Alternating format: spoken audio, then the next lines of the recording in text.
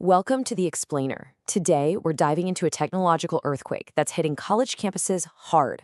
I'm talking about artificial intelligence. It's forcing universities to pretty much tear up their old rulebooks on cheating and completely rethink what academic integrity even means in this new world.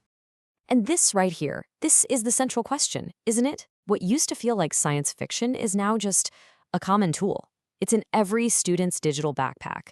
And its rapid rise is forcing literally everyone in education to ask some really difficult questions about the very nature of learning itself. You see, on one hand, AI can be an amazing assistant. It's like the perfect partner for brainstorming ideas or helping you analyze a bunch of data. But on the other side of that coin, it's a potential ghostwriter, capable of pumping out entire essays and threatening the whole idea of independent scholarship. That line between a helpful tool and a cheating machine has never been blurrier. Now, the real game changer here is generative AI. Think of it like this. Old school plagiarism was like tracing a picture. Plagiarism software could pretty easily spot the original. But generative AI, well, it's like a master artist who creates a brand new painting in the same style.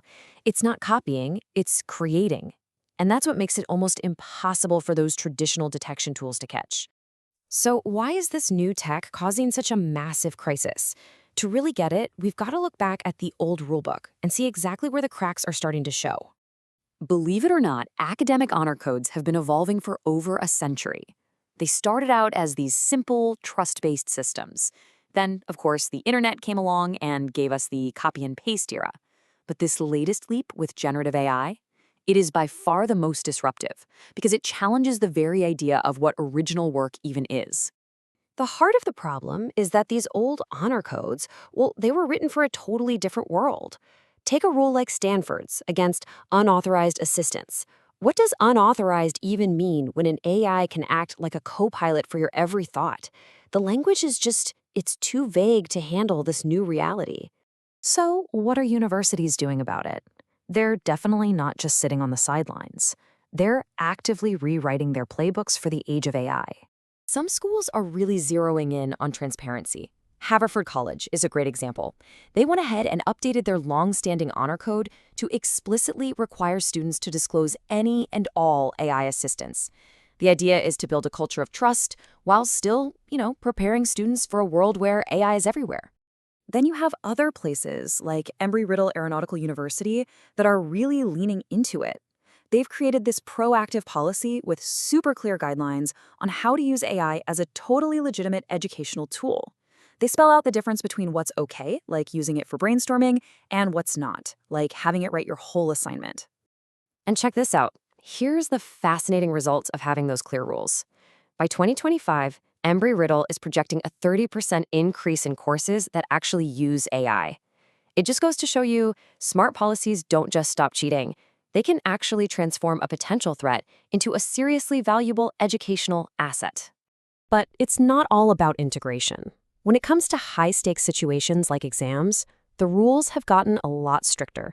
A survey from 2024 showed that over 60% of humanities departments have banned tools like ChatGPT during exams. They want to make sure students are really, truly engaging with the material themselves. But it's about more than just updating the rulebook. Universities are building out an entirely new toolkit to defend academic honesty in this AI era. This new approach really breaks down into three key parts. First, you've got proactive education, then smart verification, and finally, a more modern way of handling things when rules do get broken. So the first line of defense is basically fighting fire with fire. Universities are pouring money into sophisticated AI detection tools like Turnitin and GPTZero.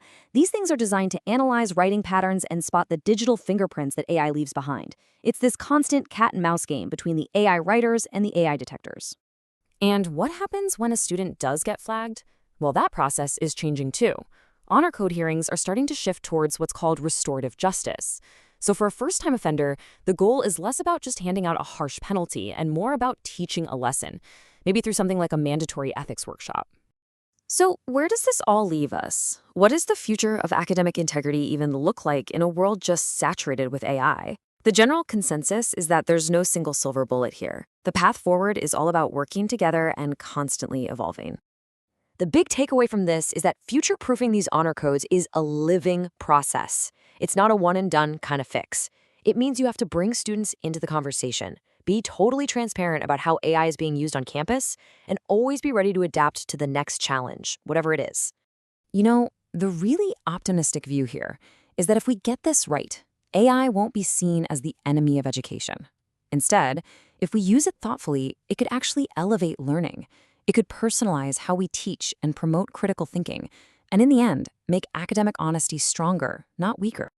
And that brings us to the ultimate question, doesn't it?